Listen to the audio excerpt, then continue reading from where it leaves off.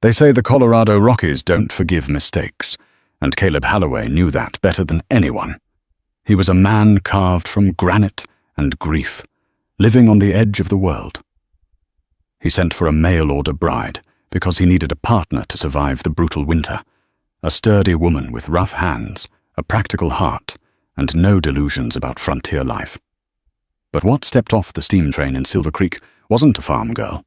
It was a mystery wrapped in midnight blue silk and terror, a woman who looked like she'd never held a majestic axe, but definitely knew how to bury a secret. Caleb expected a simple wife. He didn't expect to become the only thing standing between a desperate fugitive and a hangman's noose. The whistle of the Union Pacific steam engine tore through the thin, biting air of Silver Creek, echoing off the canyon walls like a dying scream. Caleb Holloway shifted his weight, his boots sinking an inch into the half-frozen mud of the platform. He was a large man, taking up more space than the polite society of the town usually allowed. His coat was buffalo hide, worn at the elbows, and his beard was trimmed close, revealing a jawline that seemed permanently set in tension. He reached into his breast pocket and touched the crinkled letter for the 100th time that hour. Martha, it was signed. I am strong of back, quiet of nature, and eager to leave the crowded city. I can cook, sew, and tend to livestock. That was what he needed. He didn't need love. He didn't need conversation. He needed someone who could help him haul water when the creek froze and who wouldn't look at the scar running down the left side of his face with pity. He needed a transaction, not a romance. The train hissed to a halt, iron wheels screeching against the rails. Steam billowed out, obscuring the platform in a thick white fog. Doors clattered open. A few miners stumbled out coughing, followed by a salesman clutching a carpet bag. And then she appeared. Caleb squinted, stepping forward. The woman descending the iron steps hesitated, her gloved hand gripping the rail so tightly the leather looked white. She was not Martha. Or at least, she couldn't be the Martha who claimed to be strong of back. This woman was slight, willow-thin, buried under a traveling cloak of expensive, midnight blue wool that looked ridiculously out of place against the raw timber of the station. A gust of mountain wind caught her hat, a velvet thing with a ridiculous feather, and she gasped, reaching up to secure it. As the steam cleared, Caleb saw her face. It was pale, the color of fresh cream, with high cheekbones and eyes the color of stormy Atlantic water. But it wasn't her beauty that stopped him cold. It was the fear. She looked like a deer that had heard the snap of a twig, but didn't know where the hunter was standing. She scanned the platform, her gaze darting frantically until it landed on him. She swallowed hard, squared her shoulders, and walked toward him. Her walk wasn't the sturdy stride of a farm girl. It was the gliding, practiced movement of a ballroom floor. Mr. Holloway. Her voice was low, trembling slightly. Caleb didn't take his hat off immediately. He just stared. You're Martha. She flinched at the name, just for a split second, before a mask of composure slid over her face. Yes, Martha. Martha Evans. I hope I'm not late. Caleb looked at her hands. She was wearing kid gloves, delicate and clean. He looked at her trunk, a massive leather-bound chest with brass fittings that looked heavy enough to sink a ship. That's your trunk? He asked, his voice gravelly. Yes. I have a wagon. It's a 3-hour ride up the mountain. It's going to rain.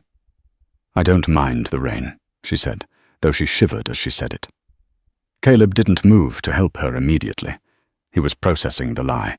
He knew livestock, and he knew weather, and he knew when a deal had gone sour. This woman had never milked a cow in her life. If she had, she'd have worn cotton, not silk. You said in your letter you were sturdy, Caleb said bluntly. She lifted her chin, a spark of defiance flashing in those blue eyes. I am stronger than I look, Mr. Holloway. And I am here, unless you wish to leave me on this platform. It was a challenge. She was betting on his honor. Caleb grunted, a sound of frustration and resignation. He couldn't leave a woman alone in Silver Creek. The town was rough, filled with prospectors who hadn't seen a woman in 6 months and drank whiskey like water. Leaving her here would be feeding her to the wolves. Wait here, he muttered. He grabbed the heavy trunk with one hand, hoisting it onto his shoulder with a grunt of exertion that made her eyes widen.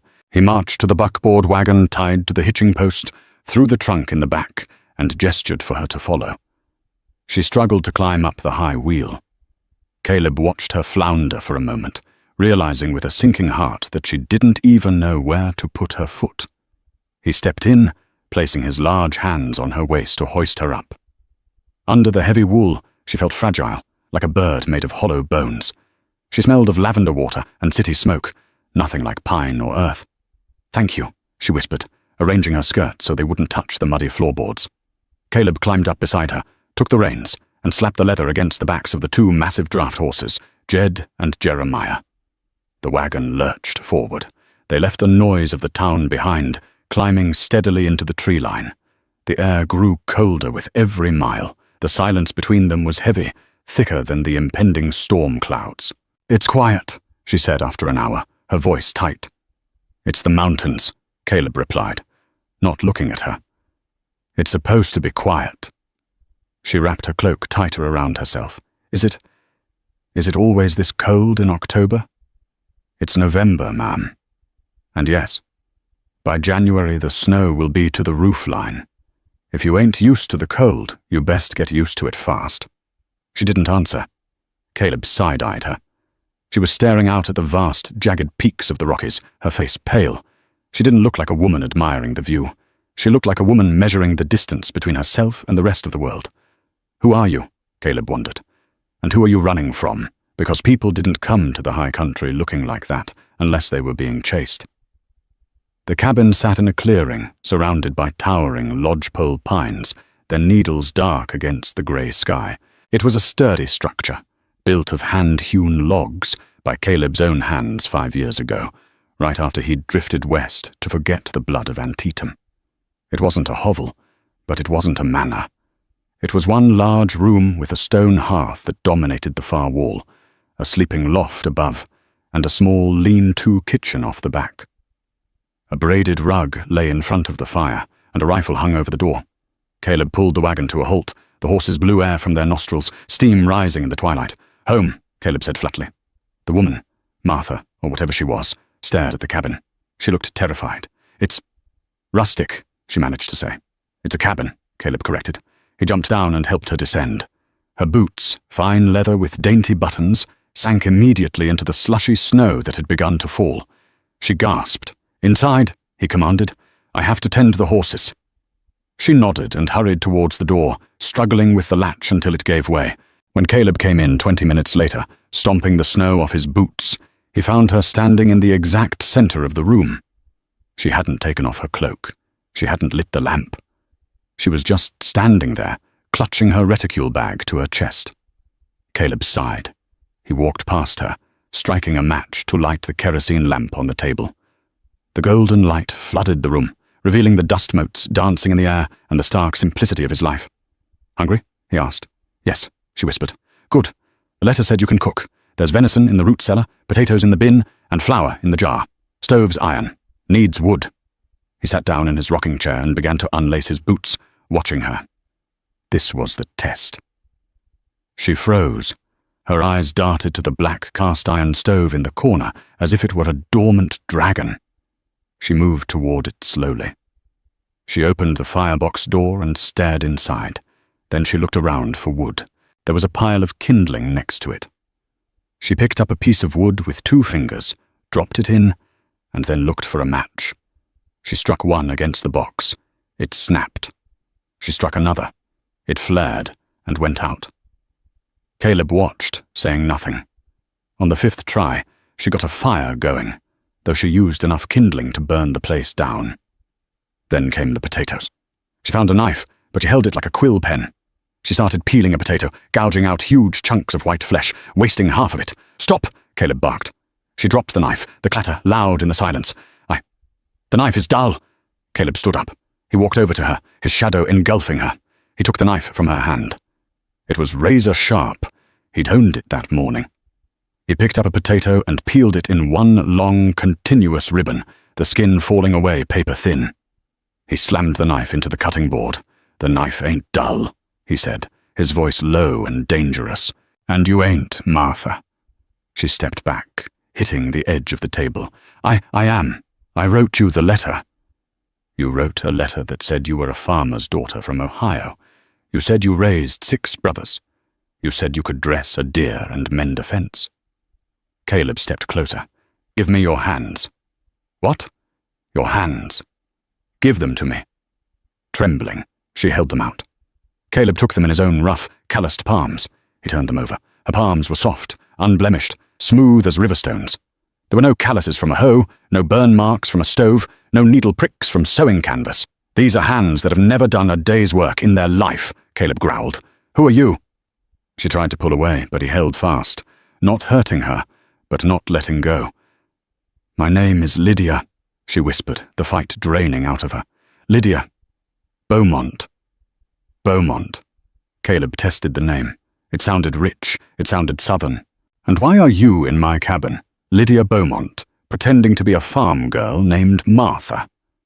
"Because Martha is dead," she blurted out, tears finally spilling over. "She died of fever in the boarding house in St. Louis. I took her letter. I took her ticket." Caleb released her hands as if they burned him. "You stole a dead woman's life?"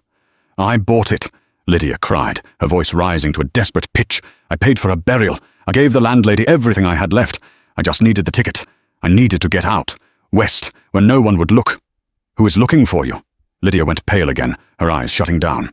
"No one. I needed a fresh start. Please, Mr. Halloway, I can learn. I'm not stupid. I can learn to cook. I can learn to clean. Just don't send me back. Please don't send me back." Caleb looked at her. She was shaking, truly terrified. He thought of the storm howling outside. He thought of the 3-hour ride back to town in the dark. "I ain't sending you back tonight," he grumbled, turning away to finish peeling the potatoes himself. "Not in this weather. But come morning, we're having a talk, and if I catch you lying to me again, I'll drag you to the marshal myself." Lydia sagged against the table, relief washing over her face, though fear still lingered in her eyes. "Thank you," she breathed. "Don't thank me," Caleb said, chopping the potatoes with rhythmic, violent thuds. "You're sleeping in the loft. I'll take the floor. Don't come down until I say so." That night, as the wind battered the cabin walls, Caleb lay on his bedroll by the fire, staring at the beams above. He could hear her soft breathing in the loft. Lydia Beaumont. He knew the name Beaumont. He'd seen it in an old newspaper he'd used to pack insulation a few months back. Something about a scandal in Chicago, or maybe New Orleans.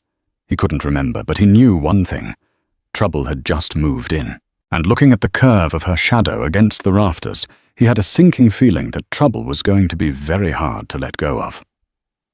The first week was a disaster of almost comical proportions, if Caleb had been the type of man to find humor in starvation. Lydia, he refused to call her Martha now, burned the biscuits until they were hard as river rocks. She shrank his best wool socks in the wash basin because she used boiling water. She tried to milk the cow, Bessie, from the wrong side, and Bessie kicked the bucket over, soaking Lydia's silk skirt in milk. Caleb watched it all with a simmering patience that surprised even him. He should have taken her back. Every morning he told himself, today is the day. But then he'd see the bruises under her eyes, the sheer determination in her jaw as she scrubbed the floor until her knuckles bled, and he'd find an excuse to delay. The pass is snowed in. The wagon wheel needs fixing. The horses are tired. By the second week, the snow had come in earnest. 3 feet of white powder blanketed the valley, sealing them in. "You can't leave now," Caleb said one evening, looking out the frosted window. "Not until the thaw breaks or the crust hardens enough for the sled." Lydia was sitting by the fire, mending one of his shirts. She was getting better at it, though her stitches were still too delicate for the rough flannel. She looked up, the firelight catching the hollows of her cheeks. She had lost weight. "I don't want to leave, Caleb," she said softly. It was the first time she'd used his Christian name. "You don't belong here, Lydia. Look at you. You're fading away." "I'm surviving," she countered. "I made the stew tonight. And it didn't burn." "It was edible," he conceded, hiding a small smile. Suddenly a howl pierced the night air. Close. Too close. Caleb's head snapped up. He moved to the window, wiping the frost away. Outside, in the blue moonlight, shadows were moving near the barn. "Wolves!" he cursed. "They smell the cured meat in the shed." He grabbed his rifle from the wall and his heavy coat. "Stay inside. Bar the door behind me." "Caleb, no!" Lydia stood up, dropping the shirt. "It's pitch black. If they get into the barn, they'll kill Bessie and the mules. We lose them. We lose the winter." He slammed the door shut. Lydia rushed to it, dropping the heavy wooden bar into place with trembling hands. She pressed her ear to the wood, listening. She heard Caleb's boots crunching on the snow, then the snarl of a beast. A gunshot cracked the air, loud as a cannon. Then another. Then a scream. A human scream. "Caleb!" Lydia screamed. She didn't think. She didn't hesitate. She lifted the bar and threw the door open. The cold wind hit her like a physical blow. She saw him 20 yards away, near the wood pile. He was on his knees, swinging the rifle like a club at a massive grey shape that was lunging at him. Lydia looked around frantically. Her eyes landed on the axe, leaning against the porch rail. It was heavy. Too heavy for her, but adrenaline is a powerful thing. She grabbed the handle, dragging it through the snow. She ran towards them, her skirts tangling in the deep drifts. "Get back!" Caleb roared, grappling with the wolf. The beast had its jaws clamped on his forearm, the thick buffalo coat the only thing saving his arm from being shredded. Lydia didn't get back. She raised the axe. She couldn't swing it like a lumberjack, but she could drop it. She brought it down with all her weight, the blunt side of the head striking the wolf hard on the spine. The wolf yelped, releasing Caleb and spinning around to snap at her. "Run!" Caleb shouted. He scrambled up, ignoring his arm, and leveled the rifle one-handed. Bang! The wolf dropped, inches from Lydia's hem. Silence rushed back into the clearing, broken only by their ragged breathing. Caleb stared at Lydia. She was standing in the snow, wearing only her indoor dress, clutching the axe handle with white-knuckle force. She was shaking violently, but she hadn't run. "You," Caleb panted, clutching his bleeding arm. "You crazy woman. You could have been killed." Lydia dropped the axe and looked at him, her eyes wide. "You were hurt." Caleb looked at the dead wolf, then back at her. The society girl who was afraid of a potato peeler had just charged a timber wolf to save him. He walked over to her, the snow crunching. He saw the blood dripping from his sleeve, staining the pristine snow red. He saw her shivering uncontrollably. He reached out with his good arm and pulled her against him. It wasn't romantic. It was a necessity of warmth and shock. But as she buried her face in his coat, sobbing dry, terrified tears, Caleb felt something shift in his chest. A wall he'd built 10 years ago developed a hairline fracture. "Come on," he murmured, his voice rougher than usual. "Let's get inside before we both freeze." Back inside, the dynamic had changed. Lydia wasn't the intruder anymore. She was a combatant. She helped him out of his coat. The wolf's teeth had torn through the leather and bitten into the muscle of his left forearm. It was ugly, but not fatal. "I need to stitch it," Caleb said, gritting his teeth as he poured whiskey over the wound. "I'll do it," Lydia said. Her voice was steady now. "You faint at the sight of raw meat, Lydia?" "I just watched you kill a wolf, Caleb. I think I can handle a needle." She took the needle and thread, the same kit she'd used to mend his shirt. Her hands, usually so soft, were covered in dried blood and soot. She worked with surprising focus. She bit her lip, her brow furrowed, as she carefully pulled the skin together. Caleb watched her face.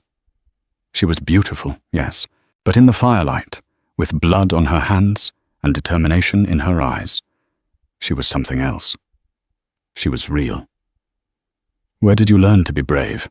he asked quietly. She paused, the needle hovering over his skin. She didn't look up. "My father," she said, her voice barely a whisper. "He was a difficult man, a powerful man. I learned that if you show fear, you get eaten. I forgot that for a while. I remembered it tonight." "Who is he?" Caleb asked. "Your father." Lydia finished the knot and cut the thread.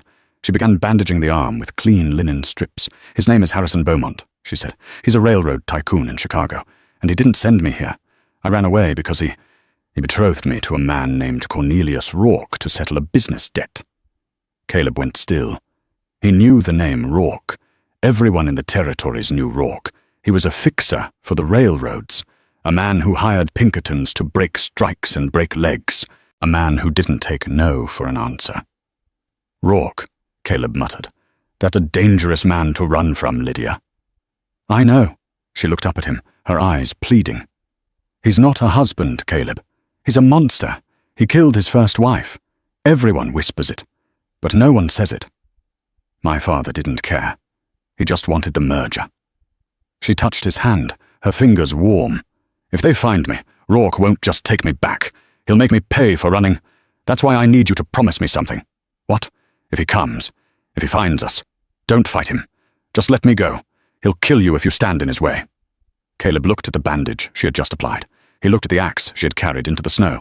He stood up, walking to the window to check the locks. He turned back to her, his silhouette dark against the fire. I reckon, Caleb said slowly, that I've never been good at doing what I'm told, and I've got a particular dislike for men who think they can own people. He walked back to her and placed his hand on her shoulder. It was heavy, grounding. You're safe here, Lydia. The snow is deep. No one is coming up that mountain till spring, and by spring, well, we'll see. It was a lie, and they both knew it. Men like Rourke didn't wait for spring. But for tonight, with the fire crackling and the wolf dead in the snow, it was enough. The wolf bite changed everything. For the next month, the deepest, harshest part of the Colorado winter seared the mountain. The snow piled halfway up the cabin windows, sealing them into a twilight world of firelight and shadows. Caleb, a man defined by his physical capability, was suddenly dependent. His left arm swelled angry and red before the inflammation finally subsided, leaving a jagged, purple scar to match the one on his face. The fever that accompanied the infection had burned hot for 3 days, leaving him weak as a kitten. During those dark days, it was Lydia who kept them alive. She was no longer the trembling bird in silk. Necessity had stripped that away, revealing a core of surprising iron. She wore Caleb's spare wool trousers, belted with a rope, her delicate dresses packed away in the trunk that had caused so much trouble. She learned to haul water from the creek, breaking the ice with a sledgehammer, her breath pluming in the sub-zero air. She learned to ration the firewood, feeding the stove just enough to keep them from freezing, but not enough to waste their supply. She learned to cook venison, so it wasn't tough as boot leather, adding dried herbs from Caleb's meager supply to make stews that actually warmed the blood. Caleb watched her from his rocking chair, his arm in a sling, a strange mixture of pride and guilt churning in his gut. "You're ruining your hands," he observed one evening. She was rubbing tallow into her knuckles, which were chapped red and cracking from the cold and hard labor. Lydia looked at her hands. They were rough now, the nails short, calluses forming on the palms. They're useful hands now, Caleb. Before, they were just decorations. He grunted, looking into the fire. "This ain't what you signed up for. Nursing a stove-up hermit in a blizzard.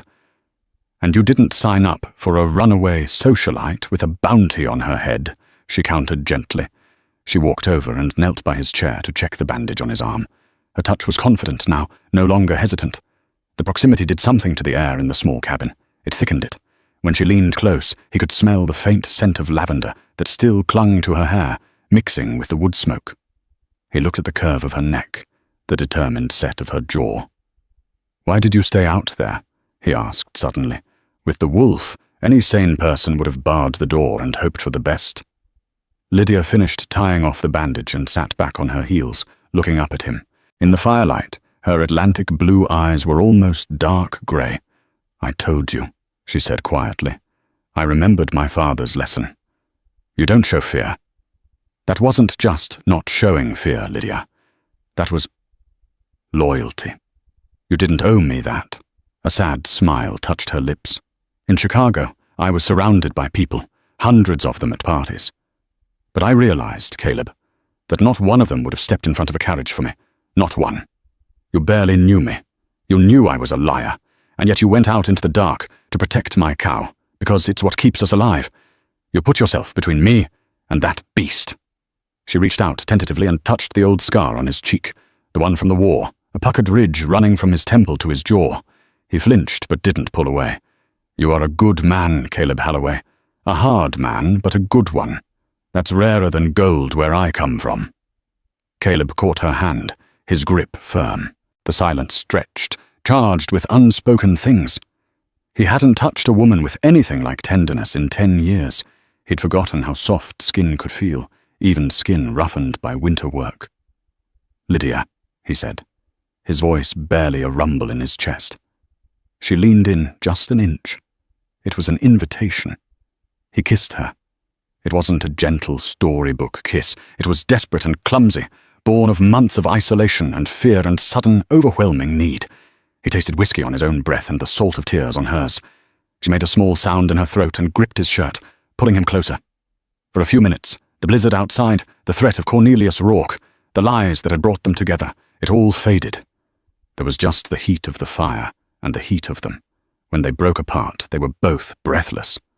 Lydia laid her head on his good shoulder, and he wrapped his arm around her. They didn't speak of love. It was too soon, too dangerous a word for their precarious situation. But that night, for the first time, Caleb didn't sleep on the floor. He carried her up the ladder to the loft bed. They slept wrapped in each other's arms under the heavy buffalo robes, seeking comfort against the cold world trying to crush them. It was a cocoon of safety. But cocoons, by their nature, are temporary. March arrived not with a gentle greening, but with a violent thaw. Warm Chinook winds roared over the peaks, melting months of snow in days. The creek turned into a raging torrent of brown mud and ice chunks. The silence of winter was replaced by the chaotic rush of water. The mud around the cabin was thigh-deep. Travel was impossible for 2 weeks. But as the ground began to dry, a new kind of tension settled over the cabin. The isolation was ending. Caleb stood on the porch, testing his healed arm. The muscle was stiff, but the strength was returning. He looked down the winding track that led toward Silver Creek. It was passable now. "I have to go in," he told Lydia over breakfast. The supplies were dangerously low. They were down to the last sack of flour, and he needed salt to cure the spring game. Lydia went still, her coffee cup hovering near her lips. "Is it safe?" "For me? Yes. For you." He didn't finish the sentence. He went to the heavy oak chest at the foot of the bed and pulled out a polished mahogany box. Inside lay a Navy Colt revolver, oiled and lethal. He handed it to her. "It's heavy," she said, her hands trembling slightly as she took it. "It's meant to be. 2 hands, Lydia. Aim for the gut. Don't hesitate. If you see anyone coming up that road that ain't me, you get in the root cellar, you bar the door from the inside, and you wait." He packed the mules, Jed and Jeremiah, taking the buckboard this time. Before he left, he grabbed her shoulders and kissed her hard. 2 days, he promised. "I'll be back in 2 days. Stay hidden."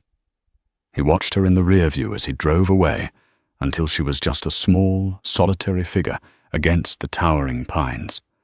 A knot of dread tightened in his stomach that had nothing to do with the winding mountain road. Silver Creek was a mud pit of activity. Miners were emerging from their claims, hungry for whiskey and poker. The air smelled of wet sawdust, horse manure, and unwashed men. As Caleb loaded sacks of grain onto his buckboard outside the general store, he felt eyes on him. He was used to people staring. His size and his scars usually drew look, but this felt different. It felt predatory. He finished loading and walked to the saloon for a quick shot of whiskey before the long haul back. The moment he pushed through the batwing doors, the conversation at the nearest table died. 2 men sat there. They weren't miners. Their dusters were too new, their hats too clean, their eyes too watchful. They looked like what they were, hired muscle dressed up in city suits. Pinkertons, or worse, Rourke's private security. One of the men, a fellow with a nose that had been broken more than once, stood up slowly. He held a small, framed photograph in his hand. "Beg pardon, friend," the man said, his voice like dry leaves. "You live up the high pass, don't you? The Holloway cabin?" Caleb didn't move. His hand hovered near the skinning knife at his belt. "I do." The man turned the photograph. It was a studio portrait of a woman in a ball gown. Her hair was elaborately curled, diamonds sparkled at her throat, and her eyes held a profound sadness. It was Lydia. "We're looking for this woman," the man said. "Miss Lydia Beaumont, runaway from Chicago. Valuable property. Her father is very worried. Her fiancé is even more worried." Caleb looked at the picture, then spat on the sawdust floor. "Never seen her. Looks too rich for these parts. She'd freeze to death in a week." And the second man at the table laughed, a sharp, unpleasant sound. "That's what we thought. But we found her trunk down at the station depot. Been sitting there since November. The station master said a giant of a man picked up the owner. A man matching your description, Mr. Holloway." The trap snapped shut. Caleb knew, with chilling certainty, that he had made a fatal error in not burning that cursed trunk the day she arrived. "I picked up a mail-order bride named Martha Evans," Caleb said steadily. "She's at my cabin cooking stew. You got the wrong man and the wrong woman." "Martha Evans died in St. Louis," the first man said, his eyes hardening. "Now, you can tell us where Miss Beaumont is, and there's a $500 reward. Or you can be difficult. Mr. Rourke prefers difficult. He likes to handle those situations personally." Caleb didn't blink. "Like I said, never seen her." He turned to leave. He heard the scrape of a chair. "We'll just have to ride up and pay Mrs. Martha Evans a visit ourselves," the man called out. Caleb stopped. He turned back slowly. The saloon had gone deadly silent. "The snow melt turned the upper pass into quicksand," Caleb lied, his voice flat and deadly. "You try to ride a horse up there now, you'll lose the mount, and likely your own neck. Wait a week if you want to live." He stared the man down, until the Pinkerton blinked. "A week," the man muttered. Caleb walked out. He didn't run to his wagon, though every instinct screamed at him to do so. He walked deliberately. He bought an extra box of Winchester rifle shells at the hardware store, making sure the agents saw him do it. He drove out of town slowly. But the second he was around the first bend, out of sight, he whipped the mules into a frenzy. He had bought some time with the lie about the quicksand, maybe a day, maybe two if they were cautious. But they were coming. The peaceful interlude of winter was over. The war had just arrived at his doorstep. He drove the mules hard through the night, the wagon careening around cliff-edge turns in the moonlight. He had to get back to her. He had to get back before the vultures decided to test their luck against the mountain. Caleb drove the mules until their chests were heaving with white foam, the wagon wheels skidding dangerously close to the precipice of the switchbacks. The sun was setting, casting long, bruised purple shadows across the valley when the cabin finally came into view. It looked peaceful. Smoke curled lazily from the chimney. But Caleb knew the peace was an illusion. The men in Silver Creek were trackers. They were paid to be suspicious. They likely hadn't bought his lie about the quicksand for more than an hour. They would be coming, probably at dawn, to catch them sleeping. He reined the mules in hard, jumping from the wagon before it fully stopped. He burst through the door. Lydia was at the table, rolling dough. She looked up, a smile forming on her face that died instantly when she saw his expression. "Pack," Caleb ordered, breathless. "Just the essentials. Ammo, blankets, dried meat." "Caleb?" She wiped the flour from her hands, her heart hammering. "What happened?" "They found the trunk. They know who you are. Rourke sent men." He moved to the gun rack, pulling down a double-barreled shotgun and a box of shells. "We have to move up the ridge. We can't defend the cabin from the low ground. If they surround us here, we burn with the roof." Lydia didn't scream.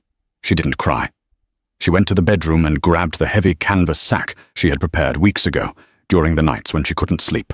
"How many?" she asked, her voice steady. "Two that I saw. Likely 4 or 5 total. Rourke hires in packs. Is Rourke with them? I don't know." They worked in a frenzied silence. Caleb doused the fire in the stove so the smoke wouldn't give away their position. He turned the horses loose into the woods. They would be safer running free than tied in a barn that might become a bonfire. "Come on," Caleb said, grabbing his Winchester rifle. They hiked up the steep, rocky incline behind the cabin. There was a natural formation up there, a cluster of granite boulders overlooking the clearing, known as Dead Man's Drop, because of the sheer vertical fall on the east side. It offered cover and a clear line of sight to the cabin door. The night was agonizingly long. The temperature dropped, biting through their coats. They lay belly down in the snow between the boulders, waiting. Lydia lay next to him, the heavy Colt revolver gripped in her hands. "I'm sorry," she whispered into the dark. "I brought this to your door. You should have left me at the station." Caleb shifted, looking at her profile in the moonlight. "You think I'm here because I have to be. You're a man of honor, Caleb. You wouldn't leave a dog to be kicked, let alone a woman." "It ain't honor, Lydia," he grunted, checking the sight on his rifle for the 10th time. "I've lived alone on this mountain for 5 years. I thought I liked the silence. But these last few months, the silence just feels empty now, without you in it. I ain't fighting for honor. I'm fighting for my wife." Lydia turned to him, eyes wide. They hadn't married. It was a mail-order arrangement that was never solemnized by a preacher. But in the eyes of the mountain, and in the heat of the moment, the title felt realer than any paper. "Husband," she whispered back, a fierce promise in the word. At first light, the enemy arrived. They didn't come sneaking. They rode in boldly, 5 riders on high-stepping thoroughbreds that looked out of place among the pines. They wore long dusters and flat-brimmed hats. Caleb squinted through the scope. The man in the lead wasn't the thug from the bar. He was older, dressed in a tailored suit beneath a fur-lined coat. He sat his horse with the arrogance of a king surveying a conquered village. "Rourke," Lydia breathed, her body stiffening. "He came." "Stay down," Caleb commanded. Down in the clearing, Cornelius Rourke dismounted. He walked to the cabin door and kicked it open. He waited. When no one fired, he signaled his men. They stormed the cabin, guns drawn. Moments later, they emerged, shouting, "Empty, Mr. Rourke! Stove's cold, but not by long!" Rourke turned, scanning the tree line. He took a cigar from his pocket, lit it, and shouted, his voice echoing off the canyon walls. "Lydia, my dear, this is a lot of effort for a misunderstanding." Lydia trembled, the sound of his voice triggering a visceral panic she thought she had buried. "I know you're up there," Rourke yelled, "and I know you're with the mountain man. Mr. Holloway, is it? I have a proposition. You send her down, unharmed, and I leave you $5,000 in gold on this tree stump. You buy yourself a new life. You keep the girl. Well, I burn everything you own, and then I hunt you for sport." Caleb looked at Lydia. "He thinks you're property. He thinks I'm a seller." "Show him I'm not," Lydia said, her fear hardening into cold anger. Caleb lined up his shot. He wasn't aiming for Rourke. Not yet. If he killed the boss, the hired guns would spray the rocks with lead, and one lucky shot could hit Lydia. He needed to even the odds. Crack! The rifle shot was thunderous. The man standing closest to Rourke spun around, his knee shattered. He screamed, collapsing into the mud. "Take cover!" Rourke roared, diving behind the water trough. The other 3 men scrambled, taking positions behind the woodpile and the corner of the barn. Bullets began to chip away the granite around Caleb and Lydia's heads. "Keep your head down!" Caleb yelled, working the lever of his Winchester. Crack! Crack! He pinned them down, but they were pinned too. It was a stalemate. But Caleb had limited ammo, and they had position on the cabin. Suddenly, one of the men made a break for the barn. "He's going for the kerosene," Caleb realized. "They're going to burn us out of the trees." Caleb swung his rifle, but the angle was bad. He couldn't get a clean shot without exposing his entire upper body. "I can't get him," Caleb growled. "I can," Lydia said. She propped the heavy Colt on a flat rock, using both hands to steady the shaking barrel. She took a breath, held it, just like Caleb had taught her with the tin cans. She squeezed the trigger. The gun kicked violently, nearly flying out of her hands. Down by the barn, the man dropped the kerosene tin, clutching his shoulder. He howled in pain. Caleb looked at her, stunned. It was a 50-yard shot with a handgun. A miracle shot. "I aimed for his chest," she admitted breathlessly. "I missed."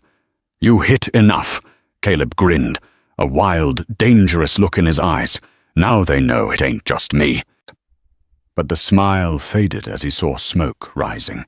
The man, though wounded, had managed to kick the lantern over into the spilled kerosene.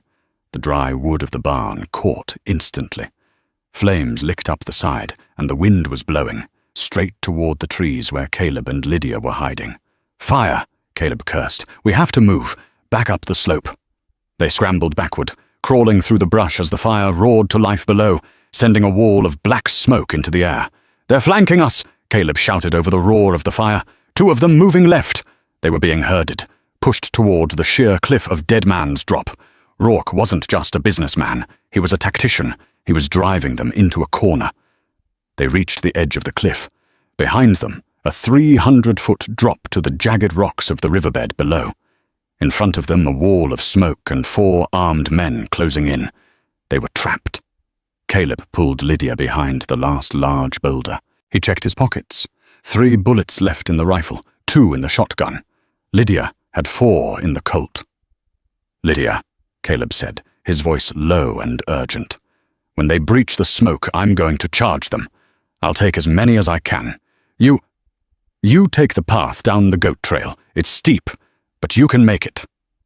"No," Lydia said, grabbing his arm. "If you charge, you die.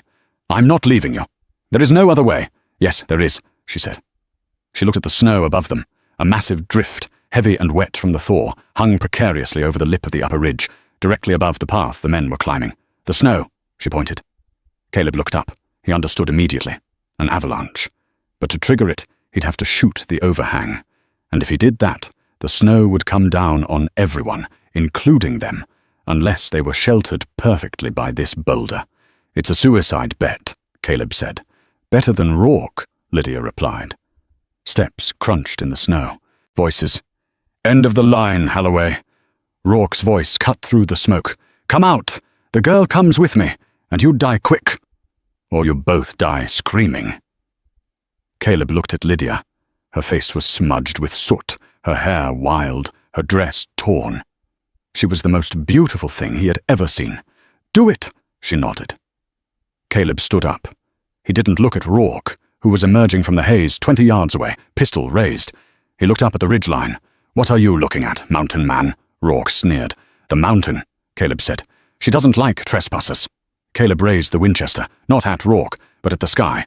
"No!" Rourke realized too late. Bang! The shot hit the sweet spot of the corner star. For a second, nothing happened. Then a low groan, like the earth itself was sighing. A crack appeared in the white facade. "Run!" one of Rourke's men screamed. The white wall detached. Tons of wet, heavy snow cascaded down the chute, a roaring river of white death. Caleb grabbed Lydia, throwing her into the deepest crevice of the rock formation, covering her body with his own massive frame. The world turned white. The roar was deafening, a physical pressure that crushed the air from their lungs. Trees snapped like matchsticks. Men screamed and were silenced instantly. The ground shook, and then silence. Absolute, suffocating silence. Caleb moved first. He pushed upward. He was buried, but not deep. The boulder had acted as a prow, splitting the avalanche around them. He punched his hand through the surface and gasped as cold air filled his lungs. He dug Lydia out. She was coughing, blue-lipped, but alive. They climbed out of their hole into a transformed world. The forest was gone. The path was gone. Where Rourke and his men had stood, there was now a smooth, pristine slope of churned snow, leading all the way down to the river. There was no sign of the men, no sign of the horses. The mountain had wiped the slate clean. Caleb scanned the white expanse. Nothing moved. "They're gone," Lydia whispered, shivering violently. Caleb wrapped his arms around her, crushing her to his chest. "It's over." They made their way down slowly, skidding over the debris. They reached the cabin clearing. The barn was a smouldering ruin, but the cabin, shielded by the wind shift caused by the avalanche, stood untouched. Caleb kicked the door open and helped Lydia inside. He lit the fire with shaking hands. He boiled water. He wrapped her in blankets. They sat on the floor by the hearth, exhaustion seeping into their bones. "What now?" Lydia asked after a long time. "They'll send more men. Rourke has lawyers, executors." Caleb shook his head. "Rourke was the head of the snake. Without him, the company will fight over his money. They won't care about a runaway bride. And as far as the world knows, Lydia Beaumont died in an avalanche in the Rockies." He turned to her, taking her face in his hands. "Lydia Beaumont is dead," he said softly. "But I'm hoping Martha Holloway might be willing to stay." Lydia looked at him, tears welling in her eyes. She reached into her pocket and pulled out the only thing she had saved from her old life, a small locket with a picture of her mother. She looked at it, then tossed it into the fire. "Martha Holloway." She tested the name. She smiled, and this time the fear was gone completely. "I don't know if I can cook, Caleb. I really am terrible at it." Caleb laughed, a rich, deep sound that filled the cabin. "I'll cook. You can handle the shooting." 3 years later. The town of Silver Creek had a legend. They talked about the couple that lived up at Dead Man's Drop. They said the man was a giant who could wrestle a bear, and the woman was a ghost in blue silk who could shoot the wings off a fly at 100 yards. Nobody went up there to bother them. On a crisp autumn morning, Caleb stood on the porch, watching a toddler stumble through the fallen leaves. The boy had his father's dark eyes and his mother's stubborn chin. Lydia stepped out, wiping her hands on an apron. She wasn't wearing silk. She was wearing calico, and her arms were strong, her skin browned by the mountain sun. "Dinner's ready," she called out. "And don't look so surprised, Caleb Holloway. I didn't burn it." Caleb walked up the steps, scooped up his son, and kissed his wife. The mountain man who had expected a simple transaction had ended up with a complicated, dangerous, beautiful life, and looking at the woman who had arrived as a stranger and become his savior, he was, once again, left completely speechless. And that is the legend of Caleb and Lydia, a story that proves that sometimes the wrong person is exactly who you need to survive. Caleb wanted a servant, but he got a warrior. Lydia wanted an escape, but she found a home. In the unforgiving Wild West, love wasn't about flowers and poetry. It was about who would stand next to you when the ammunition ran low and the wolves were at the door. If you enjoyed this gritty tale of romance and survival, please hit that like button. It really helps the channel grow. Don't forget to subscribe and ring the bell so you never miss a story. What would you have done in Lydia's shoes? Would you have run or stood your ground? Let me know in the comments below. Thanks for listening, and I'll see you on the next trail.